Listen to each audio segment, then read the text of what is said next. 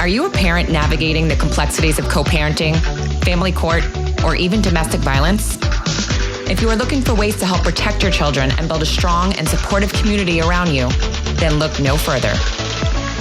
Gray Minds Think Alike is your go-to resource for everything related to the complexities of family life. Join us as we dive into thoughtful conversations with experts and explore practical tips and strategies for tackling the challenges of parenthood in the throes of adversity so that no parent feels alone and every child's safety is protected.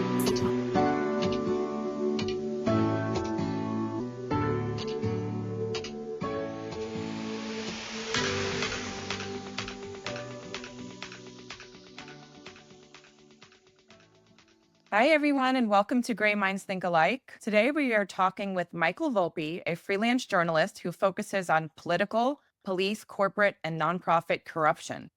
He is also the author of Bullied to Death and Prosecutors Gone Wild. Hi, Michael. It's so nice to finally meet you. I know we've spoken briefly before, but I thank you for talking with all of us today and finding out a little bit more about what you do. All right. Well, thank you for having me. So if you want to just quickly tell our listeners who you are and what you do, we'll start there. Okay. So I started journalism probably full-time right around 2010. I've written I live in Chicago, so I've written locally for websites and newspapers nationally, like the Daily Caller, WorldNet Daily, and others. And then for the last 3 years, I created my own Substack, michaelvolpe.substack.com. And actually, there's 4 books. There's another book called San Giovanni Rucchi and the World's Last Custody Trial and the Definitive Guarantee of PTSD and Whistleblowers. And I do a lot of, I investigate many things, but definitely one of the focuses court in general, family court specifically, as well as CPS abuses, and also guardianship abuse. And in some states, it's called conservatorship. And I say guardianship is very similar to CPS, only for old people generally. But Britney Spears, who obviously is not old, that's an example of someone who isn't old. She was in conservatorship because in California, for whatever reason, they decided to use their own term. So I do a lot of that. And wrongful convictions, those don't come along as often, but it's wrongful convictions and abuses in the criminal process is a huge problem. And I'm actually working on one that involves Sean Diddy Combs as well, because one of his accusers, I believe, was then later on wrongfully convicted of rape. So that's the kind of stuff I do. Right now I'm working on one where there looks like an illegitimate rape or a rape with a lot of evidence that the local police refuses to investigate and prosecute. So the abuses go both ways. I think sometimes people are wrongfully accused, and then, as I said, in other cases, a perpetrator who did perpetrate the crime is being protected, as frankly in the case of Diddy. Well, that's fascinating. How did you get started in doing that specific type of journalism? So initially, I was actually a mortgage broker when mortgages were hot, and then when it fell apart, I started blogging like in my spare time. And one of the blogs I did was on Emory University. And actually it was just, I read an article about Emory and then I rearranged it. And the only reason it was interesting to me was my younger brother was going to Emory at the time. And then my sister went there.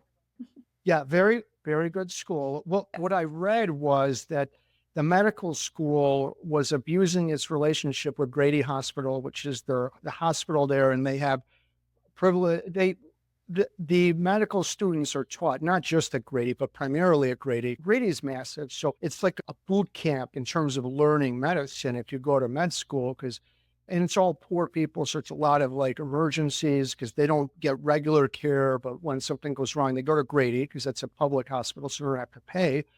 And so Emory was abusing its relationship with Grady, and they would often leave the medical students alone there to treat the poor patients, because the poor patients aren't going to complain, among other abuses. So I just wrote something very quickly. A former medical student named Kevin Koritsky contacted me after reading it and said, there's a lot more to the story. And we went through it. And I started writing specifically about that, not yet making any money. And from there, I eventually started to make a little money. I was still mostly doing mortgages. And from there, I met other like medical whistleblowers And the way that I initially got involved in family court abuse was I then gained a reputation among whistleblowers in a variety of fields. And I did a lot of different whistleblower stories. But I received an email, like a press release from a group that was trying to expose I don't know what they call it, but CPS abuses in either Philadelphia or Pennsylvania. And it looked like an interesting story, and I got WND to write about it. I think it's something about no warrants, break down your door, and a lot of the people who I talked to, that something like that, where CPS would show up, no warrant, they break down your door, grab your kids, no anything, and somehow this was allowed. And if you know anything, the reason that's allowed, it's really not allowed. I interviewed a guy, Victor Eisler, who was the head of CPS in Forsyth County in North Carolina. And what he said is, we are on an emergency basis allowed to take a child for 48 business days, and then you have to go to court. And so it's not, the rules are always different state to state, but CPS isn't really just allowed to take your child for any reason and hold them for any amount of time. They have to get a judicial order.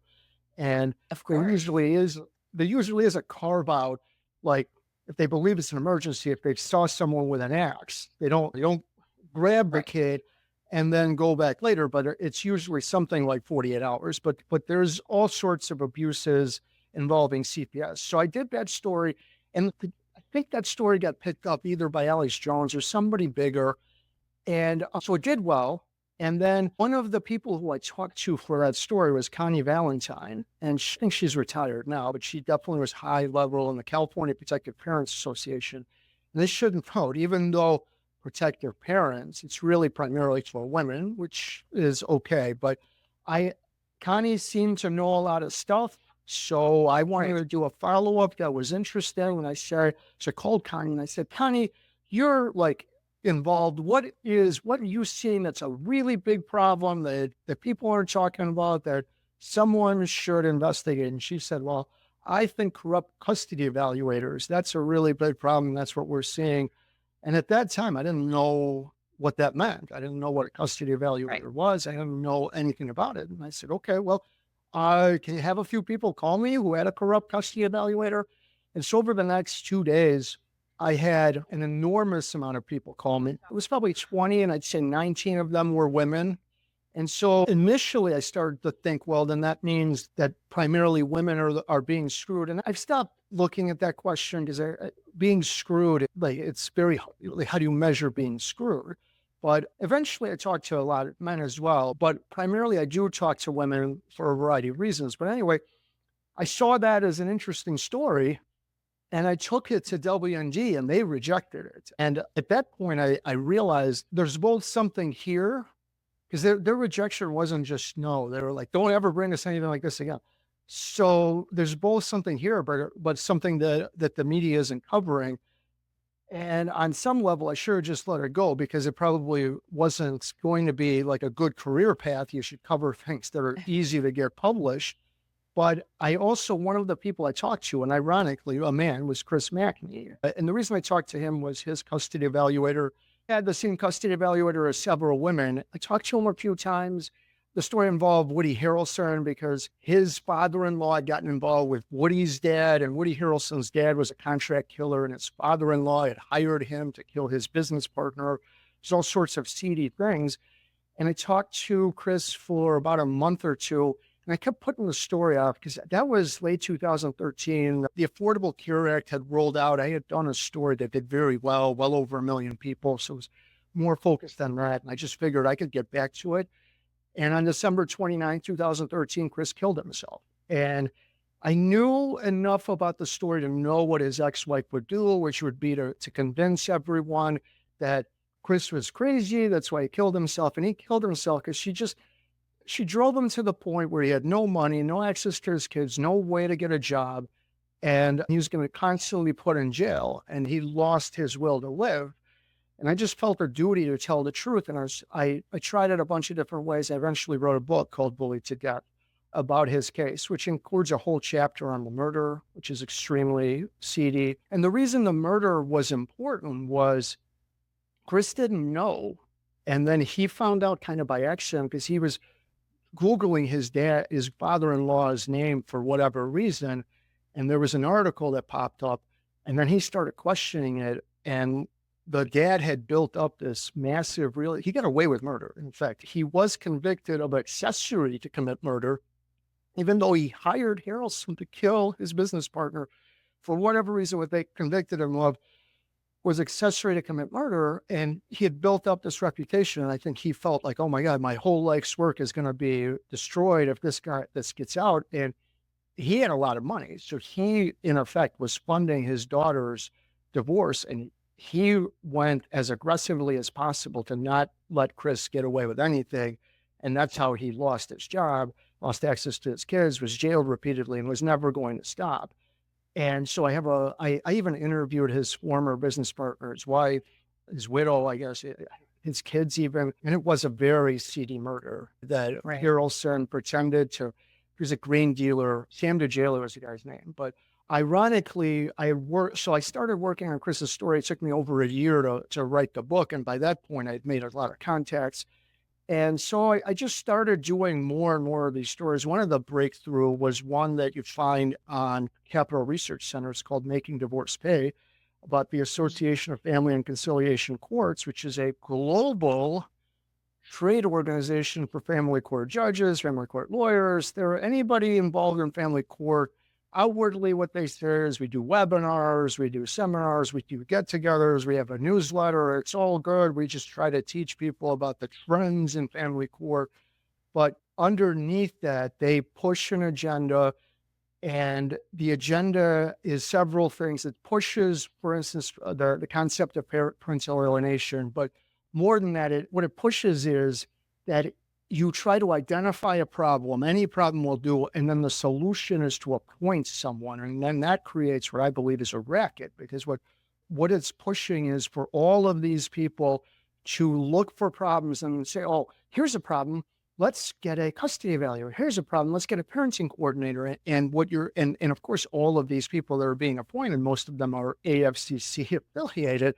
So basically creates this racket where your job is to find a problem and the solution is to get someone else appointed. And there had been some things written about AFCC, not that much. And then it took off. I've been contacted, it's almost 10 years old now, by people all over the world, and they're all now looking to see if the people involved in their case are AFCC affiliated. So that one really took off. I did several that took off. The biggest thing I did was in 2021 when I got a Zoom conference that was put into a file of nearly 40 corrupt guardian ad litem in St. Louis, Missouri. And the reason the Zoom conference, the reason, and they're corrupt because they're on the Zoom conference and they talk about ex parte meetings with judges. They're gossiping about each other's cases. They're saying all sorts of unethical things. So the reason that the Zoom conference happened was one of the guardian ad litem, her name is Elaine Podlowski. She was being sued. And for some reason, the other guardian ad litem were very concerned about this lawsuit, even though they weren't being sued. The cops, other cops may feel bad. Oh, that sucks. I've been sued. It sucks. But you usually don't hold a Zoom conference to talk about this lawsuit and how it affects everyone because it's only one cop who's being sued. So they're on the Zoom conference and it goes for like 45 minutes. And as I said, and then the other thing that happened was this emailed newsletter called Daily Docket News that was written anonymously comes out to go after Elaine and other guardian ad litem, all from St. Louis County. And so the guardian ad litem felt under siege, like what's happening? At the same time, this has got to be coordinated. Now, no one knows who wrote the newsletter, which appeared for a while, disappeared, appeared again. Right now it's disappeared. Maybe it'll appear again. And it's only by email, and it's like not even invite only. You may get it in the email. Of course, you can forward it to others, which I do all the time. Can I read it? You can read it. I can forward you the email, but what it does is it's kind of snarky, but it details a lot of cases in St. Louis County, and it seems like only an insider would know the details that they write. So there's all kind of people, like it's either a lawyer, maybe a law clerk, maybe a paralegal who's writing it. And I don't know who recorded the Zoom conference because my source didn't record it. I'm certain my source didn't record it. So it went at least from who recorded it to and my source won't tell me. And I really won't try to get him to say it anyway, because I'd rather not know. But that set off all kinds of, it was set off a chain of events. I don't want to say recruited, but I let my friend Megan Fox, who writes at PJ Media, who writes about these issues sometimes, know about the Zoom conference. And she watched it and she was enthralled. And I remember she called me. She goes, "Hey, friend." I'm like, "Hey." And she said, "You got to tell me more about the Zoom conference." And like her reaction was more than I expected. So for about 9 months, the two of us kind of as a partnership, and we did a live stream during it, would talk about all of the things that we'd found in family court. And it set off all kinds of chains of events. But what didn't quite happen is it did not penetrate the local St. Louis media, even though there's like 40 corrupt guardian ad litem there. And so that was unfortunate. It did a little bit. It was covered by KMOV, which is a local TV station. But one story, the biggest thing was the St. Louis Record, which is the law journal, like the legal newspaper in St. Louis. They covered it a lot. And then this guy, Nick Reed, did a lot. He was a radio host, but not even in St. Louis County, near it. But he did more than like media in St. Louis County. And St. Louis County is right next to St. Louis, the city, but it like surrounds it. So it's all the same, what would be called coverage area. So it didn't have the effect you'd hope, but it did have quite an effect. And the two of us, between Megan and I, got almost 100 judges to recuse themselves, probably 20 guardian ad litem from different cases. Over the course of 9 months, we exposed a lot of different things. We interviewed a woman named Liz Perkins, who writes for the Daily Express in England. She won an award for her coverage of British family courts. We interviewed Grant Wyeth, who does, it's global, but he lives in Australia. So we primarily in Australia, so an Australian journalist or a British journalist about what's happening in family courts in those two countries. This guy, Brian Ludmer, who's a lawyer in Canada. So we even started showing a global perspective on family court. And so that's probably the biggest story I broke is that, and it's called the St. Louis Family Court Corruption if you go to YouTube. And it's pretty amazing. And you can follow it, even though you don't know any of these people, even though it's not meant to be followed by someone who doesn't know who they are. But it was a really big deal, but no one went to jail. Now, Elaine tried to be a judge, and that was shut down because of the publicity. Several laws were proposed, though none of them passed in St. Louis County. Now, laws have passed in other states that I think at least indirectly as a result of the investigations I and Megan and others have done. Primarily, I think there's 5 states that have banned the practice of reunification therapy. Reunification camps, not reunification therapy. And that's Utah, New Hampshire, Arizona, California. And I think there's one more state. So what reunification camps are, it's if the court deems that one parent is alienating the kids, they will force these kids to be driven usually out of state, but many hours away to a hotel for like about 4 days, where they're just drilled in their head that the parent that you think is bad is not bad, and you're going to have to live with that parent. And it's a brutal, awful process, and it should be banned in all 50 states, but it is banned in Like now Turning 5 Points. states. Right, Turning Points is one, Family Bridges is another one. Now, what I found, what's interesting, there's actually a story, a lesser known story out of Connecticut, same thing, where the mom refuses to let him do it, and then they jail the mom. Now, what I found, which is interesting, they still allow in all those states, in every state, what I call outpatient reunification therapy, which is more like 1 or 2 hours a week in an office. But it's not quite as bad as a reunification camp, but it's pretty much the same thing. And it's worse on one level in that reunification camps are like 4 days, but then that's over. The brutal, horrible, traumatic 4 days. These reunification therapy can go on a year, 2 years, and that should be banned as well. And in California, you can still do like weekly for 1 or 2 hours a week reunification therapy. And I interviewed, I think she's 17 now. She was 16 when I interviewed her, Amelia Martinez, who went through this what you'd call outpatient reunification therapy, and it was all quackery. One thing is the therapist constantly refers to the court order. The therapist is constantly coercing her into continuing therapy. Well, your mom's going to get in trouble. The court order says this and this. And if you don't do this and this, your mom's going to get in trouble. And, and I'm listening to this and like, therapy is supposed to be therapeutic. How are you coercing this girl into going to therapy? And look, the therapist can do it because it's court ordered, which is nonsense anyway. Court ordered therapy is never going to work because unless the person wants to do it, it's not going to work. So if you're forcing them to be there, especially someone under 18, it's never going to work. But the outpatient therapy is still allowed, but 5 states, and I believe over the next 5 years, all 50 states will ban it. And I interviewed, she was 18 because she had just gotten out of it, but Victoria, she's called Tori Nielsen. She went through Family Bridges and she explained this all. That was September of 2023. In January of this year, they proposed SB 1372 in Arizona. This happened in Arizona. That would ban reunification therapy. She was the star witness at both the House hearing and the Senate hearing, or maybe the Senate first, House later. It passed. The governor signed it. There's no more reunification therapy. And it was funny. She was the star witness. The Wall Street Journal has interviewed her in a written story. The Arizona Republic. No one ever mentions my interview, even though I did it before. So not given credit. And in fact, of the witnesses, I think there were 6 different witnesses. 3 I had interviewed. So I'll take credit for at least pushing forward the reunification therapy ban in Arizona. And now it's banned. But ironically, her younger brother, Marcus, who I think is 16, is still forced to live with his dad. The only reason she wasn't forced to live with her abusive dad is because she was 18. And that's why she did the interview.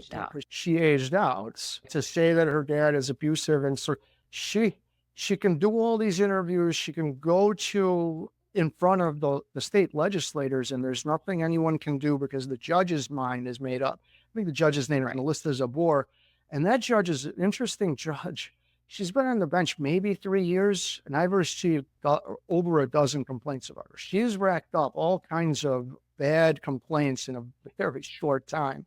And complaints like she ignores abuse, and that's the primary complaint. Why do you think they do that? Just to make their jobs easier? I think they do that because the system, if you will, runs better when the abuser gets custody. So why? Because if you give custody to the abuser, it's never fixed. There's this perpetual custody case, and you always have an excuse to get people appointed. The system works for the benefit of the players, and the players are the lawyers, the therapists, and the psychologists, and everybody else who gets appointed one way or the other, either to be a lawyer, to be a guardian ad litem, or to be a parenting coordinator, to be a therapist. It works as long as the case is ongoing and it never stops. And if you have an abusive parent, then the child is never fixed. They need therapy. If you have the other parent is always fighting, so they're going to keep bringing it to court, and you're always going to find a reason to have that parent go through therapy and all these other things. And that's why sometimes... So it's never in the child's best interest. Right, but it's in the best interest of the people who are in the system. Because you have these... Right. You have these cases that go on 3, 4, 5 years, and you've got all of these people appointed. One of the people who I interviewed who testified was, well, I didn't interview him, but I did their story about him. He was under a gag order when I did the story, was David Segui, who used to be a baseball player. If you're my age, you remember him. Played about 18 years. So his last contract was 4 years, $28 million. So he obviously had a lot of money. He went through it in Arizona. His kids went to Family Bridges, to Randy Rand, and a bunch of other things. Well, over 10 people were appointed, either a therapist, they called him best interest attorney, which is the equivalent of guardian ad litem. Over 10 people were appointed to his case at one time or another. I don't know how much money he spent. It was significant. Now, he eventually got his kids back because, again, having that big contract and a lot more money than the average person, he continued to fight. He was eventually interviewed. What he tells parents is, if you're being screwed, speak out in court and keep doing it. And the hard part is you speak out once and, the flowback's going to be huge and they're going to get scared, and you got to keep doing it. And he did it for months and months and months, and they finally got scared of everything he put on the record, and eventually his kids were able to come home. And look, that's great. He has more intestinal fortitude. He also had more money. It's not as easy for everyone, but I think that is Right. the right way to do it. And his ex sexually molested his kids. Both the kids started, and again, he was accused of parental alienation. And by the way, David was married before. He has several adult kids. No one accused him of parental alienation with those kids. Did he forget how to parent? What exactly are you saying here? He's a parent alienator. How come no one was saying this with any of the other kids and the other parent? Is this just unique to this one parent? But over 10 people were appointed to his case. So you allow all of these people to feed at the trough or whatever you want to call it. I did a story with a guy named Gabe Shapiro, and he and his siblings started JPay, which is the email system used in most jails. So obviously he made a lot of money. And same kind of thing, a dozen people were appointed to his case and just constantly having to pay this person and that person. And that's what they're doing. As I said, the system runs and you identify a problem. This is AFCC model, and your solution is always, well, because of this problem, what we need is this person to be appointed. And then that person who gets appointed, their job is to find a reason for another person to be appointed, and then that person needs to find another person.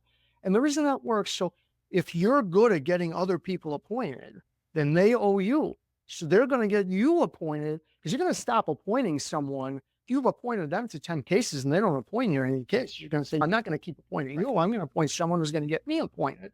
And it's all the more people, political game. Right. The more people that owe you, the more you're going to make, because now you've gotten 10 people appointed. They're going to get you appointed. And it's what Grant Wyatt, that journalist from Australia, called a corrupt market.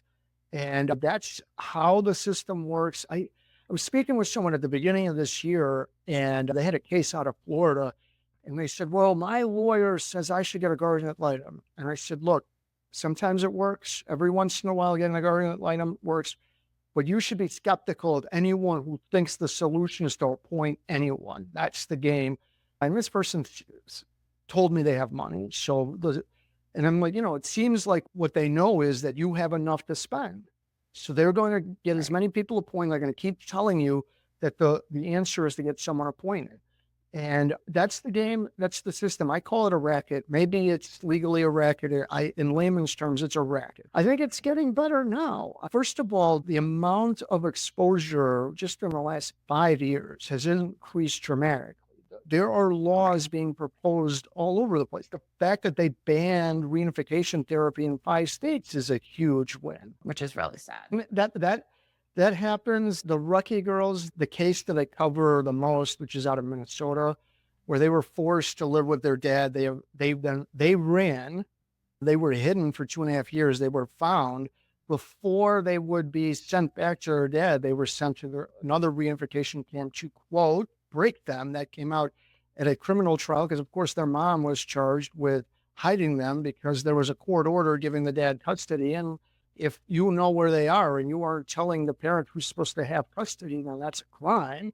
But they went to a reunification camp. This happens quite a lot. The first time I heard about it was probably like 2016, 2017, that there's such a thing as reunification camps. And now, say 7 years later, 5 states have banned it. And I think all 50 will ban it. I see a lot of different laws. You had Grayson's law. I see a lot of different laws proposed. They have in my opinion, varying degrees of effectiveness. This isn't a movie. This is real life. You're not going to fix something like, I don't know if you'll ever fix it because it's such a complex system. It's never going to work perfectly, properly every time. To me, I think part of the problem is that they need to take things case by case and not blanket everyone and say, this is the law. I agree with that. I remember who it was who said it, but they said, child custody isn't cookie cutter. You have to take the facts of the case and apply it that way. But there are 3 problems, in my opinion, 3 broad problems. And so any effective solution has to fix at least one, or hopefully more than one. So the first one is judges have too much power. If you fix it, you reduce their power. So one thing that I like, but I don't like that much, is making the custody trials jury trials. And that would reduce the power of judges. I just don't think it's a panacea, but that's okay. So the second problem is there's too much money in the system. So if you reduce the flow of money, that fixes it. And the third problem, it's too complex. So you simplify it. one idea I had was you eliminate all court appointees. So you make it illegal. So you would write a law that, and I proposed this in Missouri. I have a friend who runs a website where you can, as a citizen, propose a law. It would just wind up on its site. It wouldn't actually be in any kind of but it could be, then you try to get it to someone who would get it passed. But I would say in the state of Missouri, and of course, you can copy the state, in the state of Missouri, in child custody, the case will be decided by the two parents, their lawyers, and any evidence they may present. The court shall not appoint a guardian ad litem, parenting coordinator, or any other third-party court appointee. And that's the law. You would then, number one, these judges, what they do is they use like a guardian ad litem or a parenting coordinator as a judge. They have them do a report, and then they say, well, the guardian ad litem wants this, so I'm just going with that. And you know what? The guardian ad litem should be the judge. Let's just make the guardian ad litem the judge, giving them this role. The second thing, it increases money, obviously, and it makes it more complicated because they're all advisory. So most of the time, they just take what the guardian ad litem says and they go with it. Sometimes they say, well, it doesn't matter. They're advisory. I'm just ignoring it. And so when do they ignore it? When do they not? And then what is their role? Can they write an order? Sometimes they claim they can. Other times, well, I have to go to the judge. So it makes it more complicated. You get rid of the court appointees. It stars the system of money. It makes it simpler. The other idea I had was you say that the trial at least has to start no more than, say, either 12 months or 18 months from when the petition, the original thing, is filed. One of the biggest problems, follow this case, Christy Black and Matt Splatt out of Orange County, California. They're in their 11th year. They're still technically not divorced. Christy has a live-in boyfriend for 5 years. They can't get married because she's technically not divorced. Right. You give it a year or 18 months, no more than 18 months, and then you have to start the trial, let's say. It doesn't even have to end, but you have to start the trial. And so that way there's an end, because what the lawyers and everybody will do is they'll drag it out so they can charge you. And then that starves the lawyers a little bit. So you don't have these scummy divorce lawyers who are counting on creating conflict to continue cases without end. So that's another idea I had. But I think those three things, if you resolve those three things, then you fix the system. Do you think sometimes lawyers are at fault? Often lawyers are scummy. Defamation lawyers are scummy, but they're especially scummy if they're divorce lawyers. Right. You didn't go in divorce law because you have this idealistic, you went into divorce law because you heard divorce law is where the money is. And not all of them, I don't even know if most of them, but yeah, definitely. I got a great anecdote. There's a case I've been following, Jackie Sample and Madison Sample. And basically, Madison's a very well-off anesthesiologist, and they got divorced, and he moved all of this money away from their joint accounts into single accounts, and then they disappeared. And then he goes to court and claims, well, all we have is the house, which is worth $3 million. And it's completely ludicrous that you somehow managed to gain a $3 million house if you have nothing else. And so I know court's allowing him. And so I went to one hearing, and he has a scummy attorney named Matt Elster. And there's a dirty little secret. Lawyers almost always write the orders for the judges, even though the judge signs it and it's supposed to be the judge's order. Judges are lazy, so they let lawyers write their orders. And that's what Matt does. And it's not even, the bad part is that what Matt does is the judge will say A, B, and C, and he'll twist B a little bit to change it. And the judge will either not notice or not even care. But what the judge says the order should be is not what Matt writes. But I'm watching this in court, and they're talking about something. They take a break. Matt comes back and goes, here's that order you asked me to write. So see this, and then I won't explain everything, but we had to go from one courtroom to another.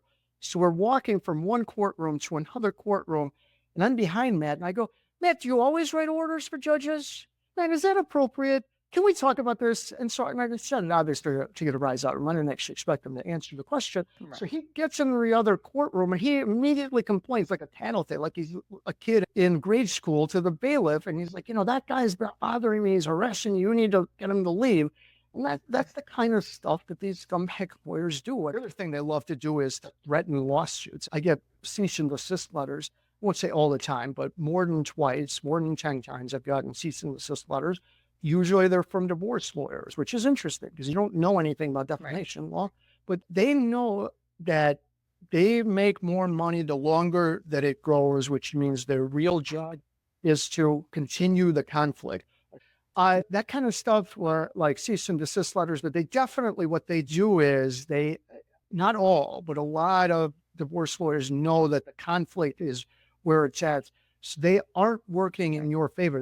That story I told about Gabe Shapiro, his ex-wife's lawyer, Dory Foster Morales, who was at the time the outgoing president of the Florida bar, this was all important, she definitely created conflict. She definitely was telling her client, your ex is bad. So she was trying, I think there was 1 month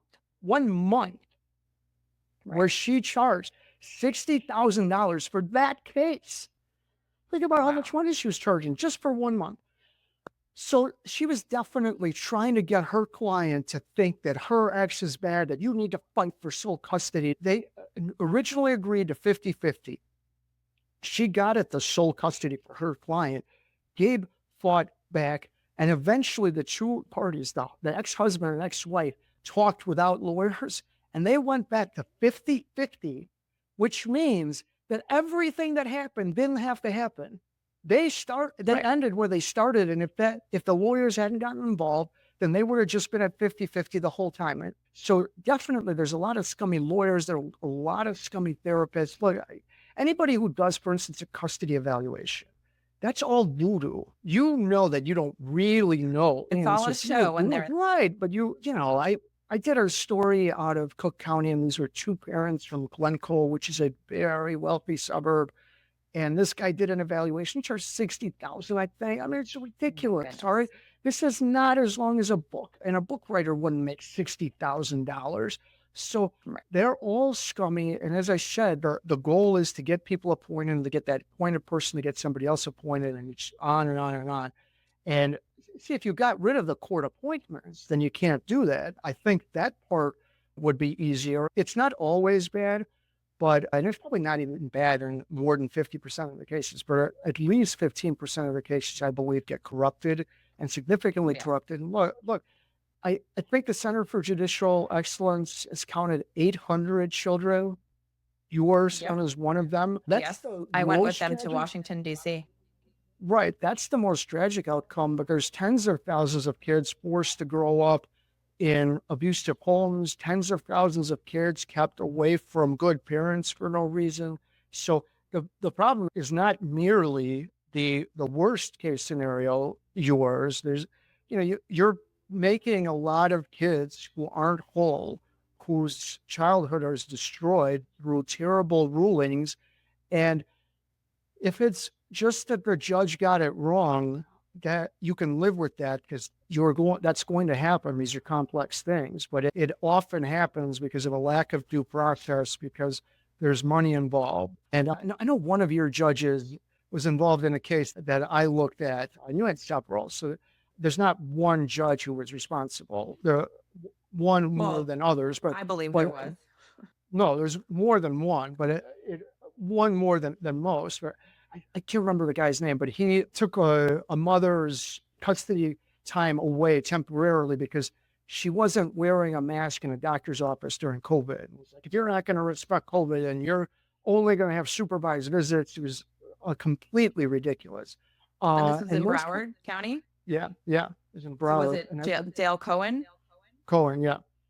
Cohen did that to the other lady. And I think he did it to another woman. I interviewed one woman. I think I found another woman he did it to. He became like an ideologue for masks. The woman was in a doctor's office and took a photo of herself without a mask.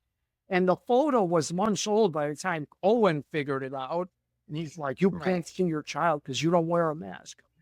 Those kinds of things don't happen way too often. So the problem, I think, is widespread, but I think the momentum is on the people who want reform, and it is happening. First of all, as I said, the amount of coverage of this is exponentially larger. The amount of people aware that the system is corrupt is exponentially larger. The amount of people who are then, as a result, more prepared for what's about to happen is exponentially larger.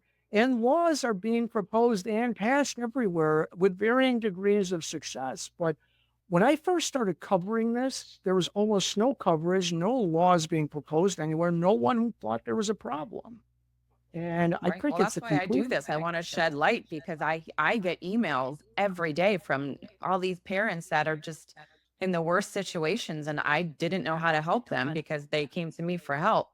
And I figured this podcast was my way to give back by interviewing people that may have more answers, because there's a lot of corruption, there's a lot of flaws, there's just a lot of people that need help. I Well, was looking at your page and I was looking at the Kassenoff case, which I was familiar with, and I Mhm, saw some of the things that you posted about it. mhm. I mean, that case is just so sad. It's sad. But what I'll say is there's a few things. That case, Megan and I were, I think, the only people who interviewed Catherine while she was alive. And we did that interview in late 2021. You can still find that.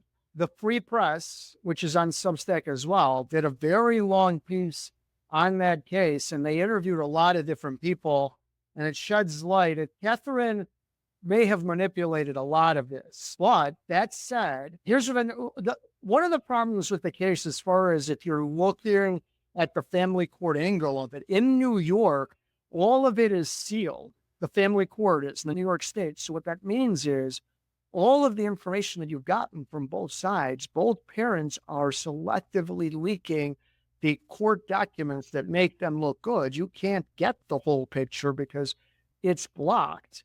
So that's one problem. However, here's how the case went. Initially, Catherine went to get sole custody temporarily based on abuse allegations. Those went away. Then Alan went for sole custody based on abuse allegations. He got it. Then it went on an ex parte temporary hearing. Then it went to 50-50. Then again, Alan had sole custody. Now, there's no way the court worked properly if it went from one parent sole custody, another parent sole custody, 50-50, back to one parent sole custody. Right. There was a lot wrong with that case. Mark Abrams, I think he loves BTF time. He was the evaluator, and Catherine definitely exposed him. There were a lot of problems, but I think she manipulated a lot of things as well. Sure. You never really know what is going on behind closed doors. And clearly, if they're going back and forth, sort of tit for tat, you have to wonder what exactly was the real story. The Right. fact that she had to kill herself to get out of it is sad. No, it's definitely a sad story. There's no question about that. She released a lot of videos that make Alan look bad. Eventually, there were videos released that make her look bad. And the reason that was happening was a therapist said, you guys should record each other. That sounds like a good idea. So be careful with that. Like my ex loved to record everything. Be careful of people who record everything. But that case, it is an interesting case. And I think there were definitely abusers in the family court process. And what I found was in that particular courthouse in Westchester, it was primarily men who used ex parte emergency orders a lot. And if you know anything about the system, ex parte, that means only one side is present. So the other side can't come back and say anything. That should be used for real emergency situations, because it's obviously. I filed one and it was denied. And it was right, and yours was denied. And here they were handing them out like candy. And so it did seem like there was a pattern in that courthouse, not just in the Kassenoff case. I found several other cases where the men were using this ex parte emergency process. They were misusing it. That's one problem. This guy Abrams was another problem. There were a lot of problems that I found in Westchester County. However, if you're interested in the Kassenoff case, definitely read the article on the Free Press. I think it's THEFP.com. And then you'll have to search for it with Kassenoff, because they did an in-depth interview. They not only interviewed Alan, they interviewed maids, other people. And there was a lot of things that Catherine didn't say that happened that other people saw happen. So I'll say that. But so how is the judge supposed to make a ruling if both parents are lying? Well, Well, look, that was the point I made. Is it seems like a lot of people. I put up some of the videos that made Alan look bad. And people said, it looks like both parents. And I'm like, well, that might be. So how come only one parent got sole custody? How did it work out this way that only one parent got it? So that seemed to be where the process was being abused.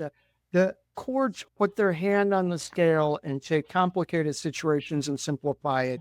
And then in other cases, I think in your case, what should have been a simple case, if there's abuse, it's clear evidence of abuse, and they make it more like, oh, it's complicated, we're not sure, we need this, we need that. And always the end result is a lot of these court professionals are making money.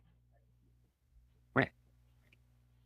Yeah, it's all very sad and shocking. And like I said, I was looking at your Facebook and your website and all these fathers' rights movements, which I firmly believe in fathers' rights, but there are a lot of Right. issues there because I believe they are blind to see Right. what's So reality. there's a difference between father's rights, the general sense, I'm a father, Right. we're simply in Right, of father's course. rights, and the Right. father's rights movement, which is a specific movement that bolsters fathers. And the father's rights movement believes all women lie and no man ever abuses.